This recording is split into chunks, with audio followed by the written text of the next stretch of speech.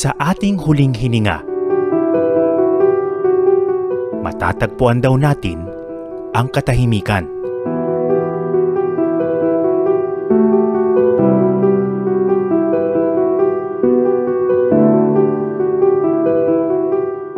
Mapapawi na ang lahat ng dinaramdam, ang lahat ng problema.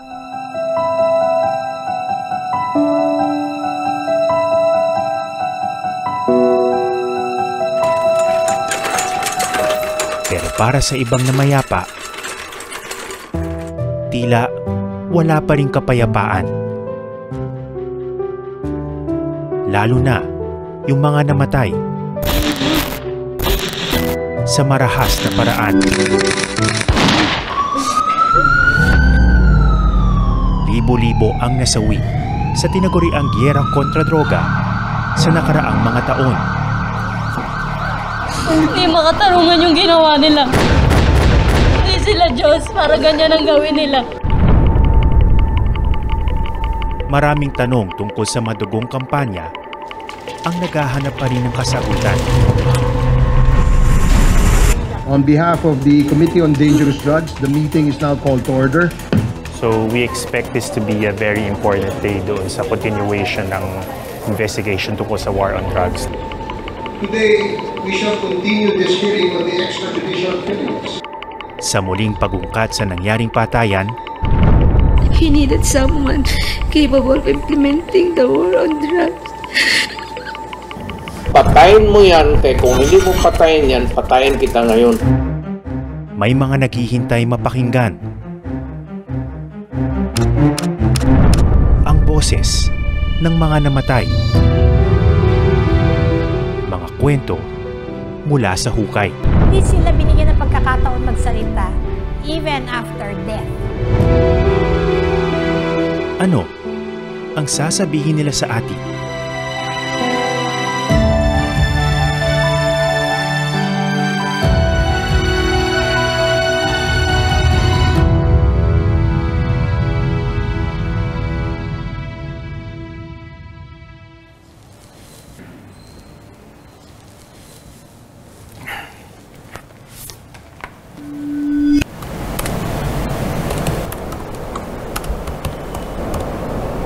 Sa isang bansang marami ang nabubuto.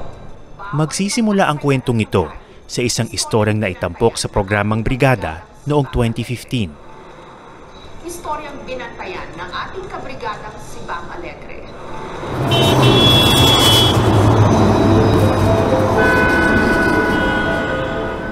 Tungkol ito sa tatlong batang magkakaibigan sa Maynila, sina Justin, JJ, at Marcelino. Sa unang tingin, di mo mawari ang kanilang pinagkakaabalahan. Yun pala, ang mga butil ng bigas na nalaglag sa palengke, isa-isa nilang pinupulot.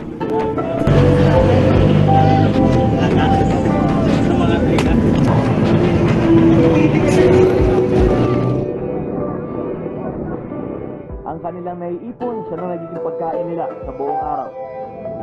Sa kanyang edad na 14 noon, pinakamatanda sa tatlong paslit si Marcelino. Nangalakal po kami, lagi po kami, wala po kami nakikitang kalakal. Kaya po lang po kami, nalalampot na lang po kami ng bigas. Mula sa pamumulot hanggang sa pagluto ng naipong bigas, 2 pirasong isda at isang itlog. Tulong-tulong ang barkada. At po mangingi po kami ng tuyo. At ulamin po namin, iyan po namin. Pagkatapos ng mahigit kalahating oras, sa wakas, makakakain na rin ang magkakaibigan. Ang dokumentaryo, larawan ng matinding kahirapan sa lungsod na kinamumulatan ng maraming kabataan.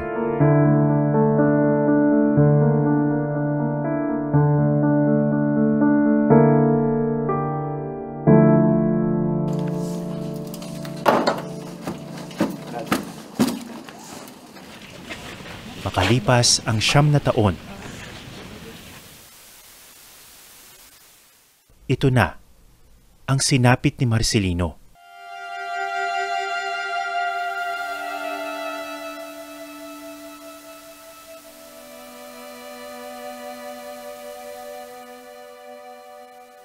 Kalansay na lang na maingat na hinuhugot mula sa nicho.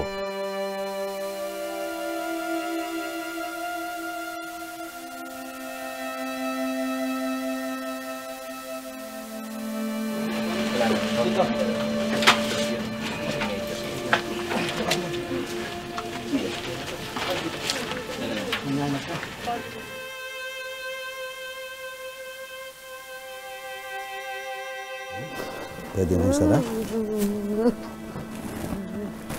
Pwede lang sara? Sige, sara na. Sige na, sarado na natin ay.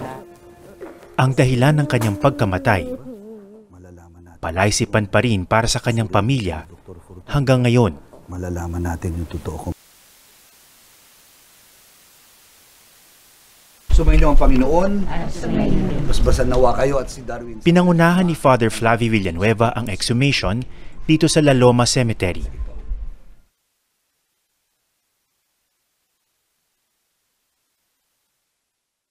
Kabilang siya sa isang non-government organization na tumutulong sa mga naulila ng war on drugs.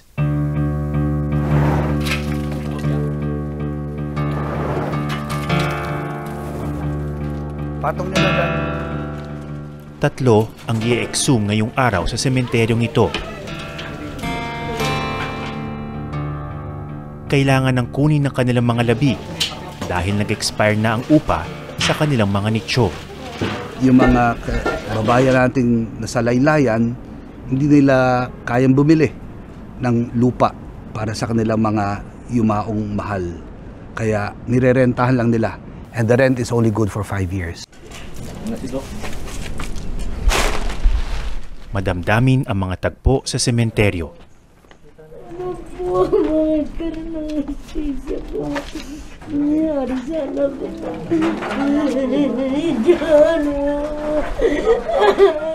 Hindi pa kasi tuluyang naghihilom ang mga sugat na iniwan ng karahasan. Babaw na lang. Hindi kang puno sa plano nga. Bayaran po nila yung ginawa nila sa anak ko. Sa anak ko.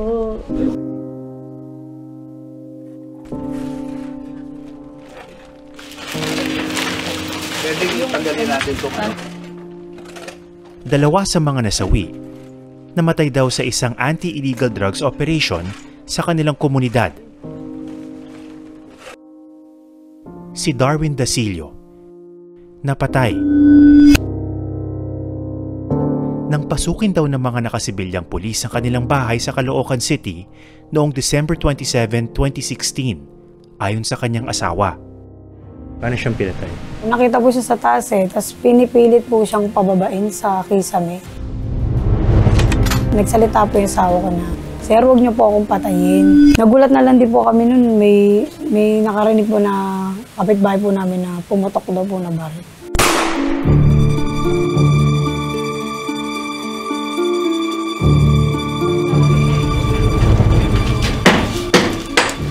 Sa parehong gabi, pinasok din daw ng mga pulis ang bahay ng kapitbahay ni Reggie na si Nanay Normita. Pinusasan at tinangay daw ang anak ni Nanay Normita na si Adrian Romero na natagpo ang patay kalaunan. May ibang kapulisan doon sa labasan.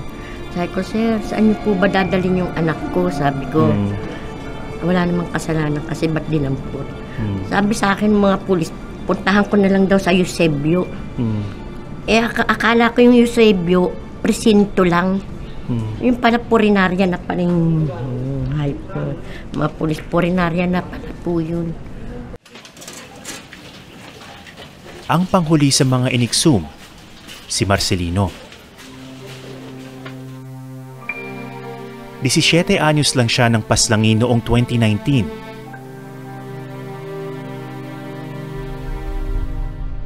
Pero di tulad ni na Darwin at Adrian, hanggang ngayon, hindi pa rin malinaw kung isa siya sa mga biktima ng war on drugs.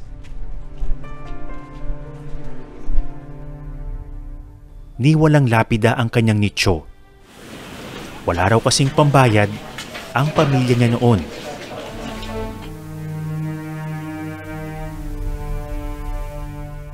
Hanggang sa kamatayan. Ramdam ng binatilyo ang kasalatan.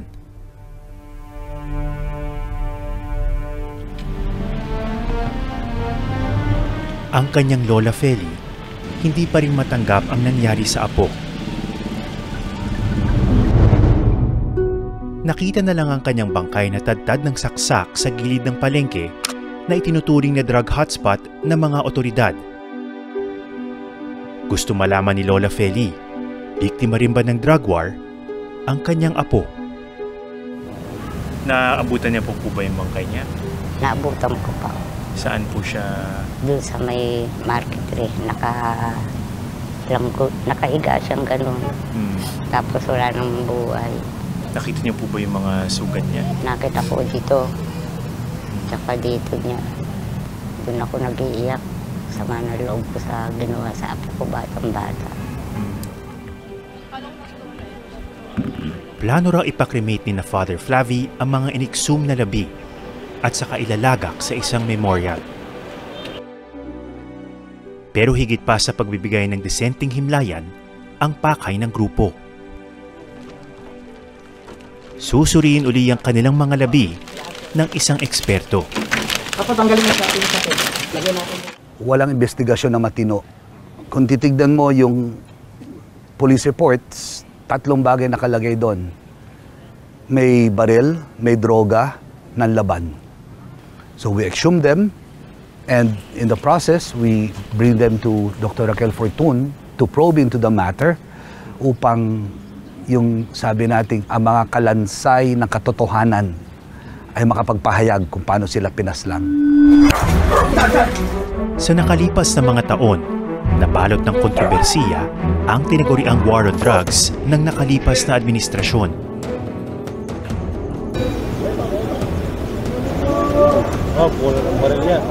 Sa pagdanak ng dugo, ang salitang nanlaban nagkaroon ng malagim na kahulugan. Nakaramdam sila, kumuha ng baril, and then dito po nagkaroon ng engkwentro. Bumunot ng baril yung dalawa, pati siya. Pinutukan nila yung mga katransaksyon nila mga polis. Mula 2016 hanggang 2022, mahigit 6,000 ang napatay sa anti-illegal drug operations ayon sa Philippine Drug Enforcement Agency o PDEA. May iba naman na pinatay ng mga tinatawag na vigilante groups. Nakagapos, nakabalot ang mukha ng packaging tape. Ang iba, nilagyan pa ng mapangutsang karatula.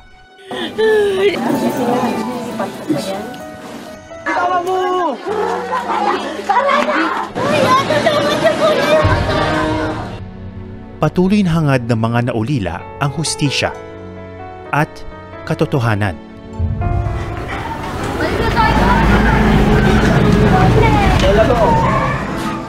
Binisita ko si Lola Feli sa kanilang bahay sa Navotas City.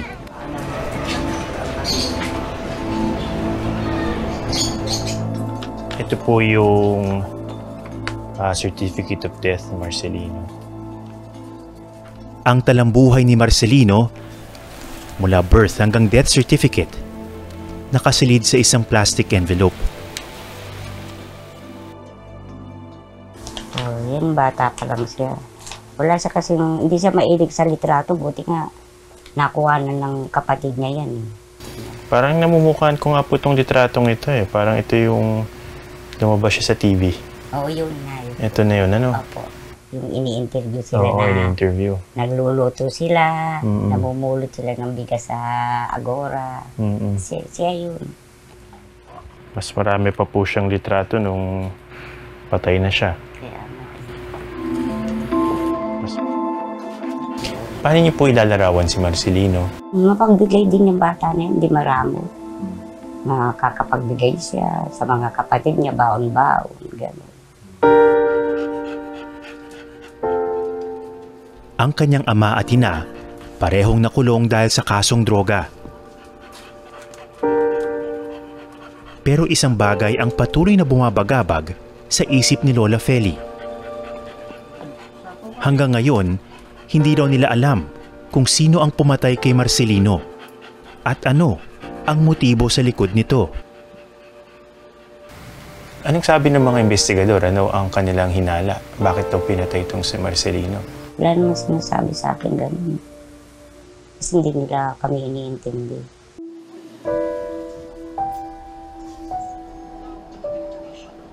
Umaasa siya na sa pagbubukas ng libingan ni Marcelino, sisilip din ang liwanag tungkol sa totoong nangyari sa kanya.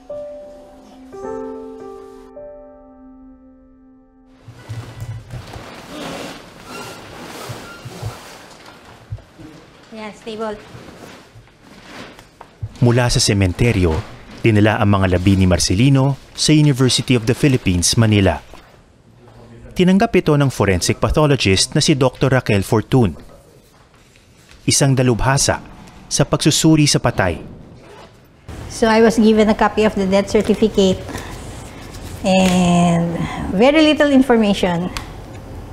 Like, ang cause of death daw, traumatic injury head, multiple stab wounds, sinaksak, neck, trunk, extremities.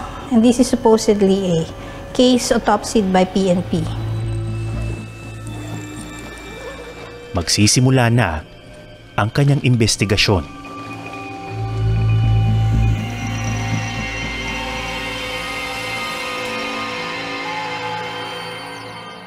Ang dami ko pang tanong sa malagim na sinapit ni Marcelino.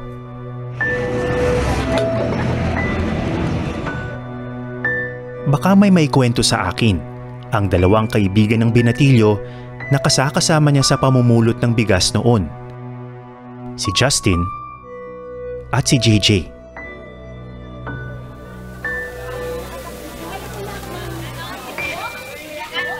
Matapos ang ilang araw ng paghahanap, natuntun namin si Justin.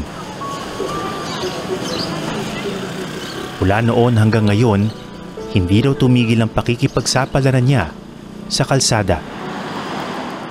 Walang makain kahit sakto ka dyan. Didiskarte ka lang talaga kung paano ka makakain dyan. Ayun yung natutunan ko simula bata. Kung wala ka pera, wala kang pagkain. Hindi daw niya malilimutan ang araw na huli niyang nakita si Marcelino sa labas ng paborito nilang fast food restaurant.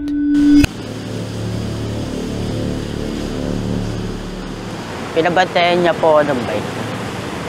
Tapos bumili lang siya.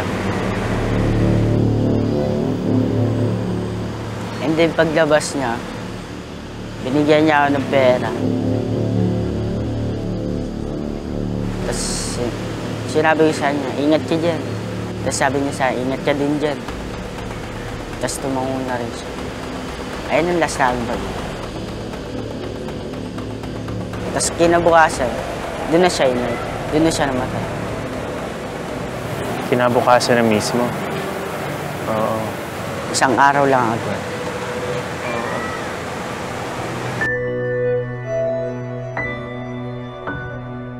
Napakasakit. Kasi kababata mo siya. Dapat sabay kayo tumanda eh. Hindi. Mas nauna na siya. Bakit kaya siya umabot sa ganun? Baka pinaghinalaan lang.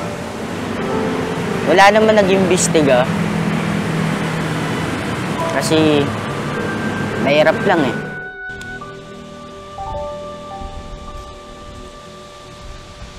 Sinamahan ko si Justin na hanapin si JJ, ang pinakabata sa magkakaibigan.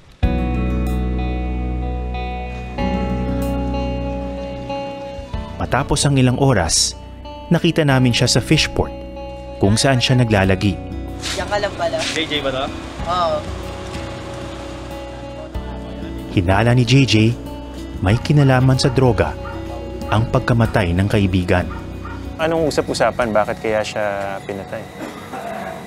Ano daw eh, sabi daw asit eh. Asit ng pulis? Napag-initan po sa market. Ano yung dumaan sa isip mo na hindi ba nakakatakot yun na may mangyaring ganun sa kakilala mo? Basta tinapon dun sa gilid. Na-trauma na nga po ako dun. Dahil sa ginawa sa tropa ko. Tingin mo ba mahuli pa yung gumawa nito sa kanya? Hindi na. Hindi? Hindi na po mahuli. Hindi na bago sa pandinig ang sinapit ni Marcelino. Itinuturing itong cold case dahil hindi na umusad ang investigasyon. Pero si Dr. Fortun susubukang hanapin ang kasagutan gamit ang siyensya.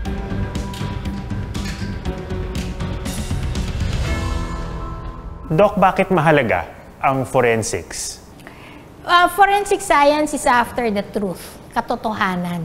Ano ba talaga nangyari? And that usually is the question. Most of the time, may buhay, may patay.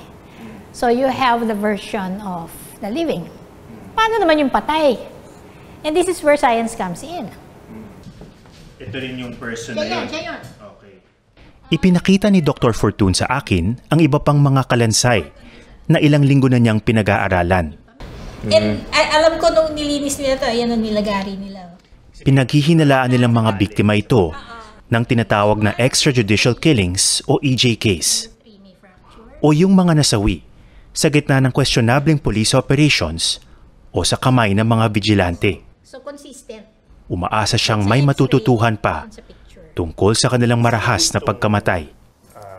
O kaninong bangkay po ito? Kaninong remains po ito? Ito yung may picture na nakunan na sabog yung bibig. Okay? And then lumabas sa x-ray, mukhang ang binaril siya kasi basag yung kanyang mukha dito. Pero ang question is, ba't yung death certificate hindi minention to? Ano yan? Tinago? Is this an exit wound? Also, Puna ni Dr. Fortun, madalas, kulang-kulang ang impormasyon at dokumento tungkol sa mga biktima. Kaya hindi raw malinaw kung ano ang totoong nangyari sa kanila. okay, this is an autopsy cut. But this is a wrong cut. Kasi masyadong maliit. Oh. The purpose of opening the head is to take the brain out. You cannot take the brain out in one piece kung ganyan lang kaliit. Ang totoong cut ng pathologist ay paganyan, mas maluwag dito. But kung hindi nila makukuha yung brain this way, why make the cut anyway? Di ba, minsan nakikita ko ang tawag doon autopsy lip. Kunyari lang. Kunyari, autopsy. Ano tawag niyo? Autopsy lip?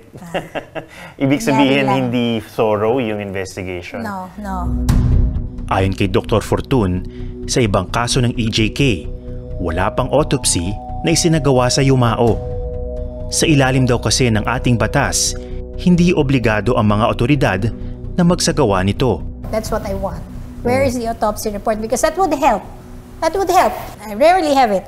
And if you do have it, it's not that informative because it's so short.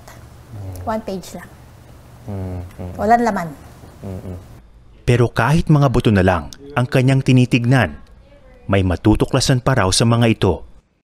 Fresh is best. Okay? Unembowed. Fresh. Tapos pati yung suot. Pero, in these cases na buto na lang yung available for you, useful pa rin ba ito? Marami ka pa rin natututunan about... Oh, definitely. Yes. Kasi pag binaril ka, tumama yan sa buto, then you're still going to see the damage. That's it. You work with what you've got. Make the best of it. Marami ba kayo nakikitang inconsistencies between yung mga documentation and especially sa EJK, inconsistent yung remains doon sa nakalagay doon sa document? Definitely a lot. Kasi ang feeling ko nga yung examination, hindi naman ganun ka meticulous.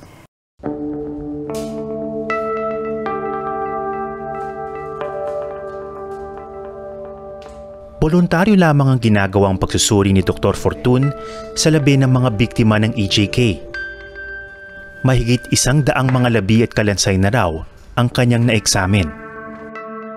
Ang resulta ng mga ito makatutulong daw sa kaanak ng mga biktima kung nais nilang magsampa ng kaso. At ngayon, 3 bagong individual ang dumating sa kanyang laboratorio. Kabilang na ang 11 batang si Marcelino. Ano kaya ang kanyang matutuklasan?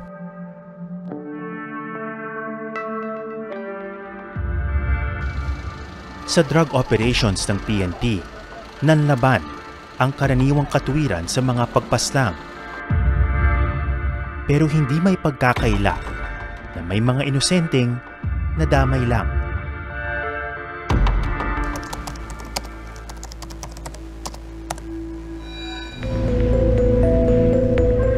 Umaga noong June 29, 2019, 4 na tao ang namatay sa isang anti-illegal drug operation sa Rodriguez, Rizal. Ang 3 taong gulang na si Micah Olpina ang itinuturing na pinakabatang biktima ng war on drugs. Napatay siya sa gitna ng umano'y buy-bust operation noong June 29, 2019. Sinundan ng programang Reporter's Notebook ang kaso noon. Bakas pa rin ang dugo sa iba't ibang bahagi ng kanilang bahay, mula sa una hanggang sa 2nd palapag, pati na sa tinutulugan nilang kama. Target daw ng operasyon ng ama ni Micah na si Renato Olpina alias Kato at houseboy nilang si Enrique Kahilig. Sa aming intelligence gathering ay siya ay membro ng Raga Group na gun for hire at sila ang nagpupush ng illegal na droga.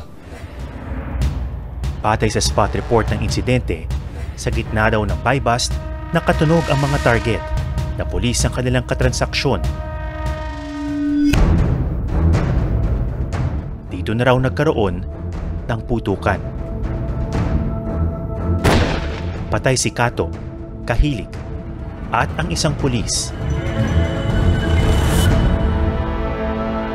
Pero ang masaklap, namatay din ang batang si Micah na ginawa o manong panangga o human shield ng kanyang ama.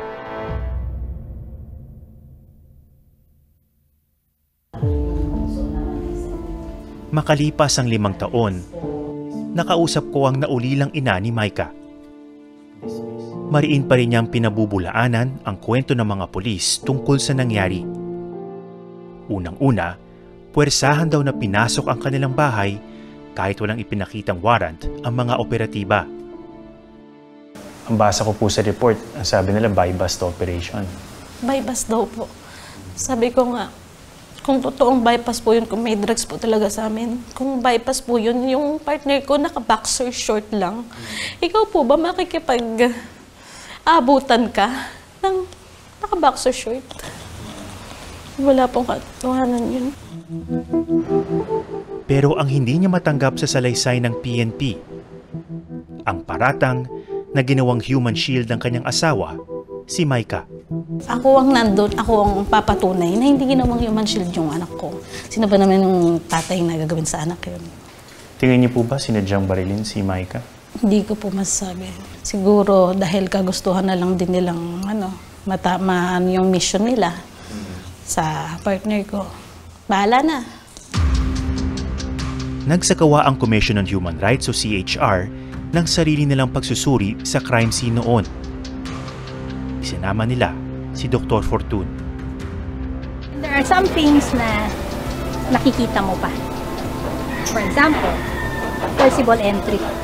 Kung pinilit na pinasok, would that be consistent with the stories, the allegations? Nagkaroon ng pagkakataon si Dr. Fortun na magsagawa ng autopsy sa labi ni Micah. Kumpara sa report ng PNP, mas detalyado ang ginawang pagsusuri ni Fortun.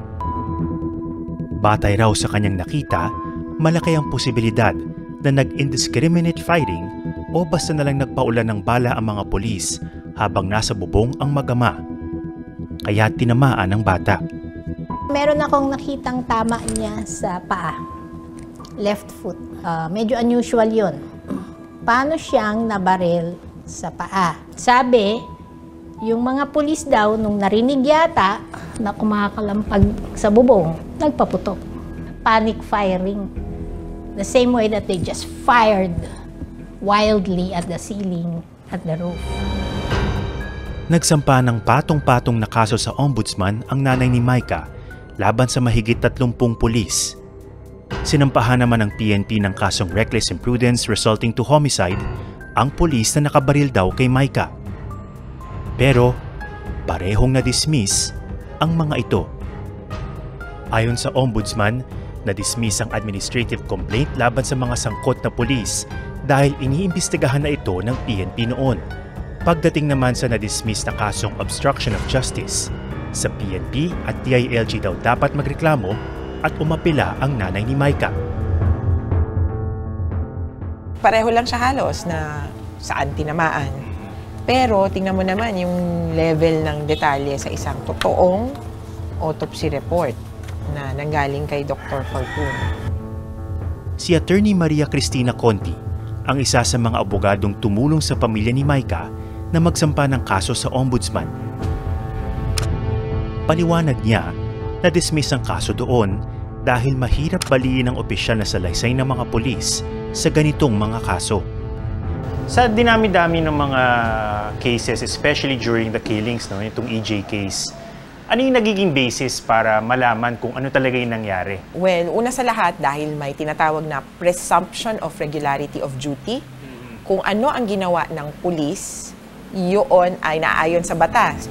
At kung ano yung investigasyon na ginawa ng SOCO, ay maayos at regular. Ano yung problema sa ganung setup? Hindi totoo yung kwento ng pulis. At malalaman mo yan dun sa sinasabi ng mga kapitbahay, sinasabi ng nasa bahay mismo. Sa mga pagkakataong hindi tugma ang sinasabi ng mga pulis at ibang testigo, kailangan ng konkretong batayan para malaman ang totoong nangyari. Pero hindi raw madaling makuha ang ganitong ebidensya. Pulis lang talaga ang, kumbaga, pwedeng mag-imbestiga. Kung hindi ikaw, kung hindi kami, ang nauna sa crime scene, which is almost never. Kung wala kang sariling retrato nung crime scene, wala kang access doon sa crime scene, walang puwang talaga. Paano ngayon kung ang nagtitake ng object evidence ay yung mga tao na akusado? Yun na nga ang pinaka-problema namin. Para kay Dr. Fortun, ang mga kaso gaya ng kay Micah, ang patunay na may kahinaan sa forensic investigation ang mga otoridad. Definitely not up to standards. That's the problem. And I am very objective about what I find. I just report what I see and I fully document. Yun yung kulang sa kanila, they don't document. Ang kanilang report napakaigsi, walang laman. So I end up with my findings criticizing them and they don't like that.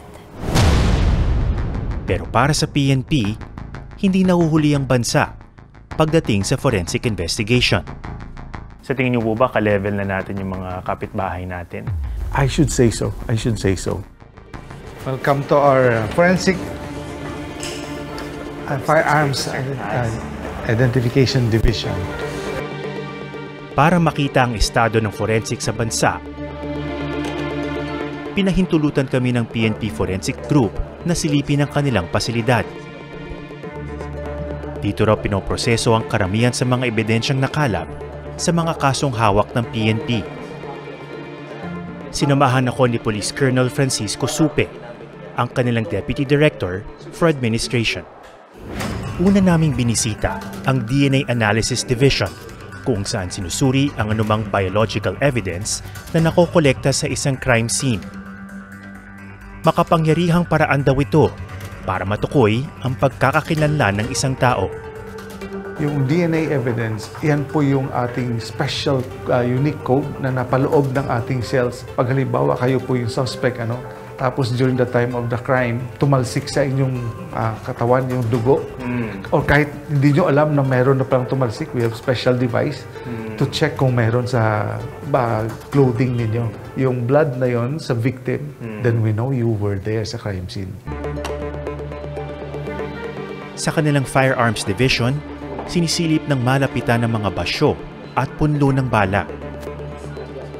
Tulad kasi ng fingerprints, may kanya-kanya ring katangian ng bawat baril at bala na maaaring gamitin sa isang investigasyon. Yung firearms examiner natin, siya ngayon ang mag-a-analyze hanggang ma-identify niya yung most probable hit. Ang galing, ano? Ang detalyado na rin ng pagkakascan. Yes. May mga cases na po ba kayo na hindi na-solve or cold case tapos nung nakita na nag-match yung firearm, biglang nahanap yung perpetrator? Napakarami po, sir. Napakarami. Nanindigan ng PNP sa husay ng kanilang mga tauhan pagdating sa forensic investigation. I think we have the appropriate people, qualified people. They have the appropriate training. We have equipments that are credible enough para makapag-examine po ng mga sa scientificong pamamaraan itong mga evidence na magagamit po natin sa korte para sa pag-identify nga po ng possible victims, suspect, and then truth and veracity to whatever the parties would claim. Pero kaya nga ba ng PNP imbestigahan ang kanilang mga kabaro na inaakusahan ng pang-aabuso? Shouldn't that be assigned, for example, to another independent group that will do that investigation? Yeah, in fact, that is our setup in the Philippines. Like if you do not trust, for some reason, kasi binabanggit mo nga police din yung suspect, always available po yung NBI. But one thing that we can assure you dito sa forensic group, we are professionals. Hindi lahat ng kaso ng karahasan nagkakaroon ng resolusyon. Kahit pa sinasabing may moderno ng kagamitan ng PNP. Gaya ng nangyari kay Marcelino. Para makakuha ng dagdag na detalye tungkol sa krimen, pinuntahan ko ang presintong humawak sa kanyang kaso.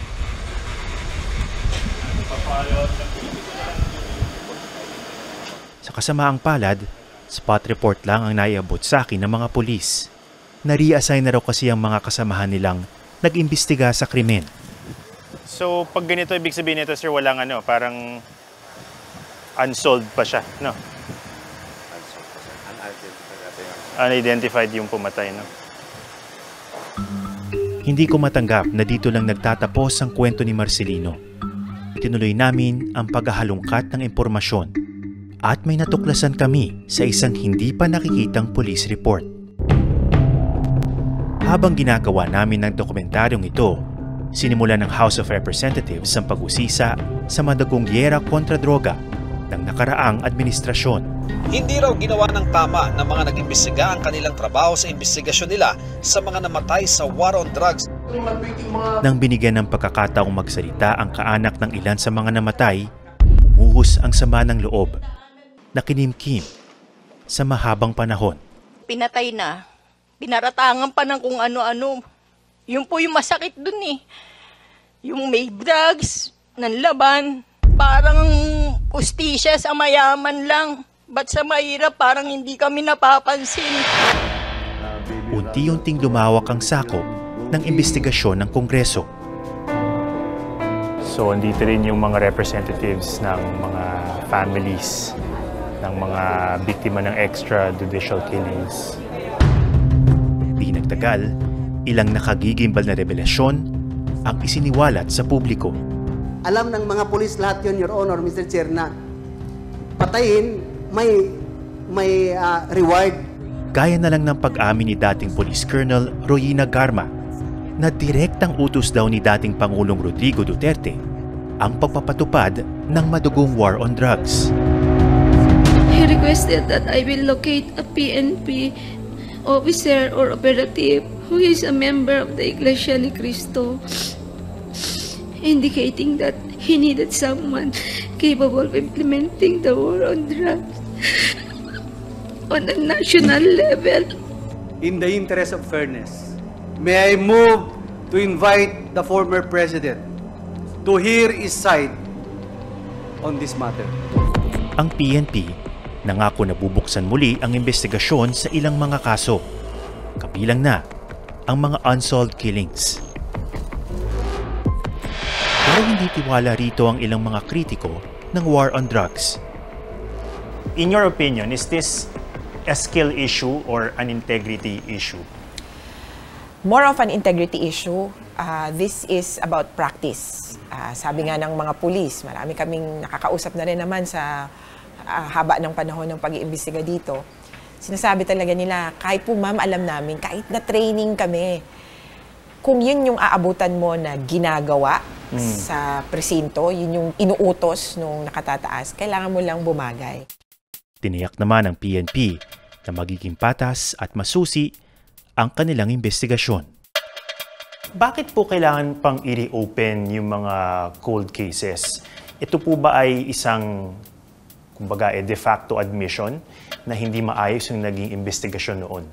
Kasama po yan, sir, sa iimbestigahan po natin. So, titignan ngayon yung aspeto naman ng liability ng mga pulis na humawak ng kaso na ito. Kung nagkakaroon ba ng kapabayaan, bakit hindi na-solve itong kaso na ito, or worse, nagkakaroon ng cover-up. Paniniwala ng iba, talagang may culpability dito yung leadership mismo ng PNP. Dito po ba sa reinvestigation, meron po bang mga iimbestigahan? At may mga mananagot ba na possibly current and former leaders of the PNP? Yung ating investigation will not only be limited doon sa may actual participation dito sa mga questionable na mga police operation. Yung principle of command responsibility will be definitely be reviewed. We owe fidelity to the people na maging impartial at credible yung magiging investigation this time. Sa patuloy kong paghahanap ng mga sagot tungkol sa pagkamatay ni Marcelino, natuntun namin ng medical legal officer na nagsagawa ng autopsy sa kanya, si Police Lieutenant Colonel Charil Escaro. So dito po siya nasaksak dito sa likod? Meron po siya sa leeg and sa extremities po. Sa kamay. Sa police report, nakalista ang nakolektang ebidensya mula sa crime scene. Tanging ang pinaghihinala ang wallet ni Marcelino at meron daw itong laman. Ito po ay evidence collected, ano? Yes, sir. Merong siyang wallet, tapos merong 5 pieces of heat-sealed transparent plastic sachets containing white crystalline substance believed to be shabu. Yes. Na-test na po ba itong... Yes, definitely, sir. Na-test yan. Pero I don't have the copy of the report. May ibang mga nagpupuna doon sa masyado raw mabilis o hindi thorough yung investigation. Ano po yung masasabi niyo doon? We understand that, sir. Opinion nila yun, sir. Pero we are doing our job. We examine thoroughly the body because nakasalalay din ho yung aming mga license dito as doctors. Ayon kay Attorney Conti, kahit 5 taon na ang lumipas mula ng paslangin si Marcelino, mahalaga pa rin ang ganitong impormasyon dahil may mga biktima ng drug war na posibleng hindi pa rin kinikilala hanggang ngayon. Yan nga yung tanong ngayon, sino bang ika-count mo na biktima ng drug war? Sabi namin, sa totoo lang, pag sinabi mong war on drugs, yung patayan na kahit remotely maididikit mo dun sa culture of killings, sabi na natin. Because the circumstances were conducive to killings, pwedeng pumasok dun sa konteksto ng, kumbaga, crimes against humanity. Sa kagustuhan ni Lola Feli na magkaroon ng mga kasagutan tungkol sa pagpatay sa kanyang apo,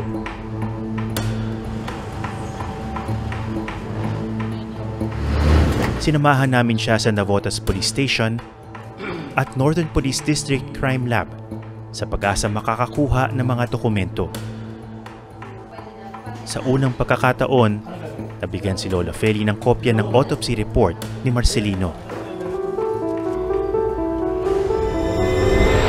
Nakasaad dito na nagtamo siya ng 22 saksak sa katawan, pinakamarami sa ulo at leeg. Napakalupit ng sinapit ng bata. Hindi pa tapos ang pagsusuri ni Fortune sa labi nila Adrian, Darwin at Marcelino. Mahaba-haba raw ang prosesong ito. Pero may nakita siyang jacket ng bala na nakabaon sa buto ni Adrian sa may balakang.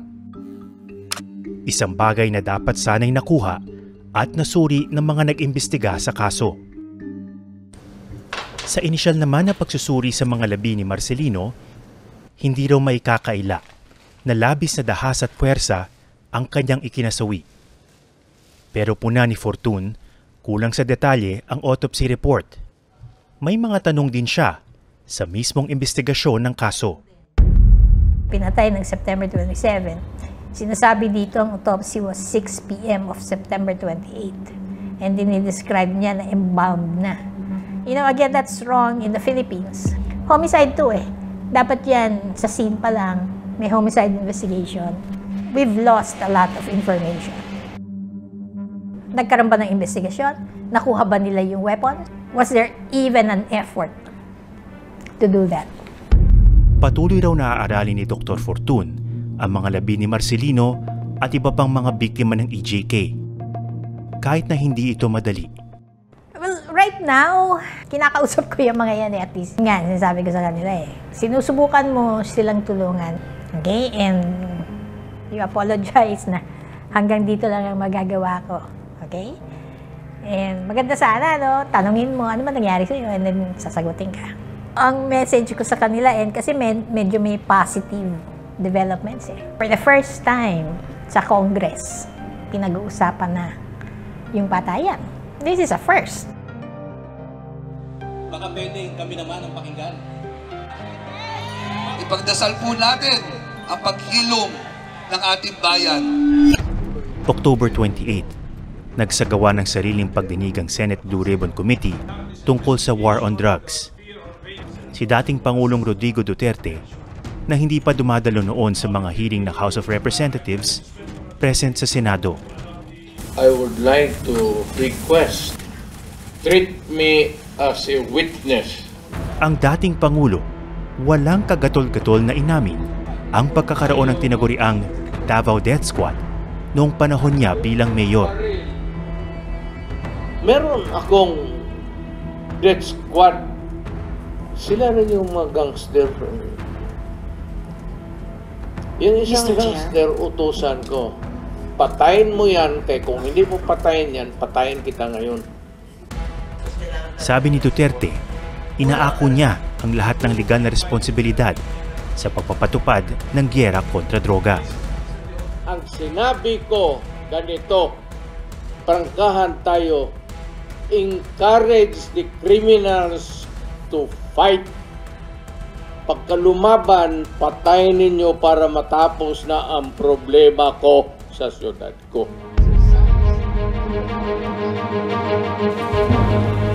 Ang mga binitawang salita ng dating Pangulo, makaaapekto kaya sa mga ginagawang investigasyon sa giyera kontra droga?